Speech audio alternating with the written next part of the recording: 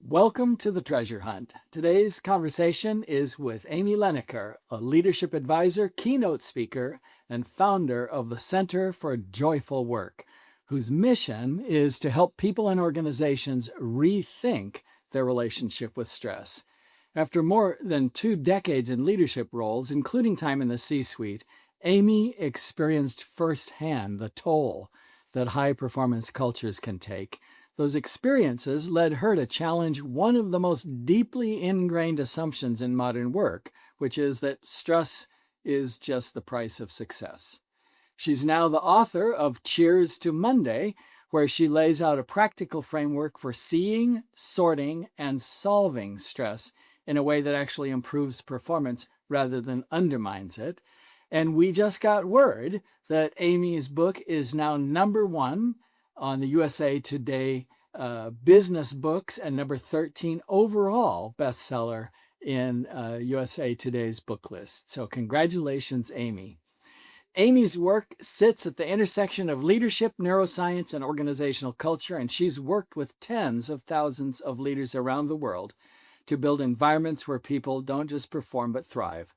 More to the reason for today's conversation was a fabulous session Amy facilitated for the Fellows Network of the Carol Emmett Foundation on Brené Brown's Dare to Lead. And so I'm just thrilled, Amy, that we get to have a little conversation. I get to have the conversation. Other people can listen in this morning. And I'm just so pleased to see you. And you look quite bright and shiny in your lovely yellow top. I am loving that quite a lot. So welcome. Thank you. I'm so happy to be here. Well, let's jump right into it. Role complexity, or wearing multiple hats, can be both a source of stress and of pleasure. And I look at your life and the work you do now. So, your book is wonderful, and thank you for making it available to us. But what can you tell us about 2 of your roles, the very social public speaking and the very solitary writing? How does that work for you? I think for me, it's the perfect balance because it really is my personality. And I know I got to spend time with you and so many great participants at that conference in Chicago. And then at the end of that day, I had to just go back to my hotel and be alone. So it really is how I'm wired, that I do enjoy time with people. And then I really do thrive when I've got time on my own to think and reflect. And so in some ways, I feel like I have finally figured out the right mix of my professional life because it's starting to mirror what I've always wanted in my personal life. Awesome. So you've maybe we could dig in a little on what you mean by burnout. In particular, I'm interested in your experiences. So you've been very open with your own experiences with burnout. Um, uh, how do you talk, or would you talk to us a little bit about the journey through each of those experiences? Most human experiences seem to have stages and elements, and I'm curious, what could you tell us about, kind of how that worked for you? Sure. So I burnt out in a terrible, horrible, no good, very bad way. And I wish I could say that I had an epiphany or I read a book and decided to do something different. But I didn't. I worked until my body shut down. I got really, really sick, and that was the only reason why I had to stop and reflect on how what I'm doing is not working. And in hindsight, I'm able to look back and see how many stress warnings I missed. My body was telling me it was too much. My friends and family were telling me it was too much. But I was ignoring all of that just in this quest to just head down, keep moving forward. What really surprised me is that when I left that job, I thought that I had inoculated myself against burnout because that's what causes burnout, right? It's the job. So if you take yourself away from the job, then you've made it so that will never happen again. But a few years later, it happened again. So what I had to confront was that it wasn't just the job, it was that I had taken myself wherever I go. And I had to really examine what were the patterns that were driving this behavior.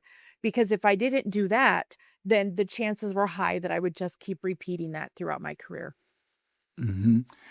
How, I guess I'm curious about the signs and what kind of internal self-talk this something I get from you as well. What were you telling yourself that allowed you to have amnesia for the signals from your body? I call it our stress stories. I think all of us have stress stories that we've either been told directly or indirectly about the role that stress plays in our life. And for me, I grew up in a house with a lot of love and never enough money. And so stress and money and work, they were all mixed together. And I really didn't know how to separate them. So the story that I had told myself all along was how good I had it. Because when I looked at how my parents had spent their working lives, how my cousins, my aunts, my uncles, I had it really, really good. So I remember specifically sitting in my office in an air conditioned office thinking, how can I complain? Like, what do I have possibly to complain about? And so I had really negated my own experience. I had minimized and dismissed what was real for me because I was comparing it to generations before me without actually saying that this is real. My experience is real. And there is a point where too much is simply too Right. much. And without knowing what their internal process was either, or Of what was going on course. for them. So Yeah, important. my parents never complained. I even think back now, and when the book came out, of course, they read it. They were one of the first readers of it, and that part stuck out to them too. I cannot think of a single time, Doug, where my parents complained about working hard. I can't think of one day, and if I think of 2 people in the world who should have complained about working hard, it was the 2 of them. So one of the messages that I internalized was that you don't complain. You don't Hmm. complain about stress. Hmm. You do what you gotta do, you keep going, and then that just becomes weeks and months and years. Yeah. So is that what you've described yourself as a recovering workaholic, Mhm. and and what I've called the siren call of getting it all done. Yeah. How do you relate to that differently now? What do you say? What when you hear that siren going? Because you're busier now. I mean, you're more productive now. Can I put it that way? You're engaged in more things. You have more people who count on you. You have more responsibilities and wear more hats than you ever did during the times that you were burning out. So, what are you doing? I think a few things are different. So one is that the season of our life has changed. So at the time of my burnout, our kids were little. And I think being a working mom and trying to balance a career and being the best mom you can be, I had no idea what I was in for. And so I think part of what's changed is that the season of my life has changed. Hmm. Miles is a senior in college. Clara drives herself to soccer practice. So there's a really different availability that's opened up in my life. And I think the other piece too is that there's an awareness of I think before I was so afraid right after I healed from burnout, I was so afraid to ever overwork again. Like if I Mm. overwork just a little, then I'm on this path to destruction. And what I know now is that that's not true. So I'm just coming off of a book launch that was exhausting. But now it's like, okay, the book launch is over. So it's time to ease up a little bit. So I've got into being able to find the rhythm that there's going to be these cadences that I have some control over and that I have some ability to influence.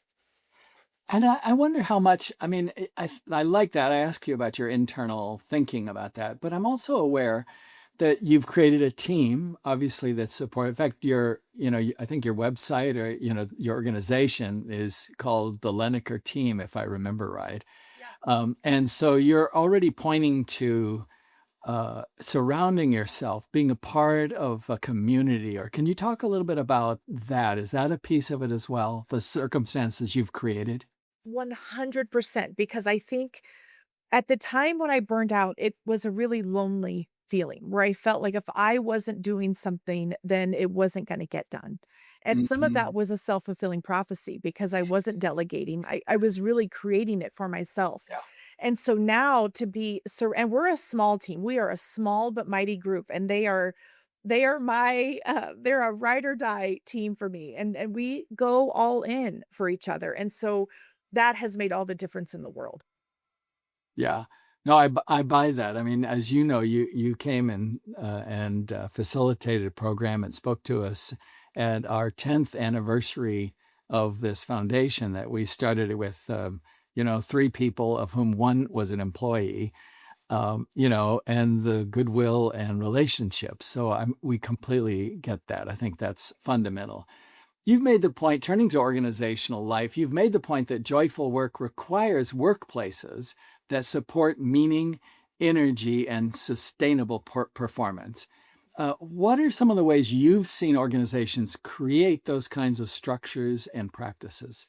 The good news is that there are organizations who get it. So, yes, there are some who don't, but there are many who do. So, what we found in our national research study on stress and joy is that the three drivers of joy are when people feel meaning or purpose in what they do, when there's mattering in the relationships, when I know that I matter to you, not just because of what I do, but because of who I am. And then the third one, that there was momentum, that you're able to see progress and learn and grow. So when Hmm. organizations can really thoughtfully do those three things, they are creating a perfect storm in the best way for joy to occur. Organizations can't force joy. You can't force someone to feel joyful. But what you can do is create the conditions for it. You can remove the barriers that we know are going to prevent it. And now you've set people up to have that feeling of joy at work. Can you talk a little bit about specific practices or changes that you've seen leadership in particular institute that seem to contribute to that? Obviously, you don't control any of it, but that contribute to the kind of workplace that you're talking about. Yeah, so for all three of them, so when I think about meaning, I have worked with leaders who have conversations with every single person about the meaning and purpose of work. So connecting their job to the bigger mission of the organization, connecting their job to the overall vision of the organization, but then going a step further and saying, what does meaning look like for you? Because if the leader, if you report to me and I understand what meaning and purpose looks like for you, the way that I manage you could look very different than if I don't understand that. For the second one, when it comes to mattering, this is when organizations really understand the value of connection at work. So when people are not talking about connection as touchy feely, it's really what you all did in Chicago when you said, let's come together, let's talk about how we connect at work. That's the second part, is the valuing of relationships. And I've seen organizations do phenomenal things around momentum. So helping individuals build learning and growth development plans, helping Mm. individuals see how what they're doing contributes to the momentum of an organization.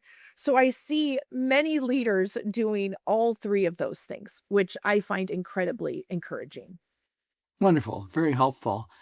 Uh, as you've gone through your own stages of life and your professional journey, you mentioned different stage of life that you're in now, and that may be a benefit. I'm finding there's a lot of benefits to being an old guy. But I'm curious, as you think back on your own emotional needs, have those changed, and if so, how? I do think they have. I think for me, as I've gotten older, I have less of a need for external validation. And I think at the height of my burnout, I was also at the height of external validation, Hmm. where the kudos from my boss meant a lot to me. My job title started to mean a lot to me. And as I've gotten older, and frankly, as I've gone through some really painful losses, which is usually when you evaluate, at least for me, that's when I really evaluate, who am I? Who do I want to be? I've realized that the validation is not from external, that if I'm always chasing that, I'm never going to be satisfied. And so even with this book, while today is an incredible day to celebrate, it's this moment to say the book didn't change. The book is what it was. And even if it weren't on any of those lists, it was the best I could do. I poured my heart into it. That's all I had. And so to feel that validation is really Hmm. something that I've only gotten with time. We have a daughter who's 16, and I talk to her about it now. I'm like, don't wait until you're 50. Do this earlier than I did. Free yourself from that external validation much sooner than I did. Hmm. So external validation, getting a sense of yourself. What other kinds of changes have you seen as you've gone through these different stages of life? I mean, you still were a mother.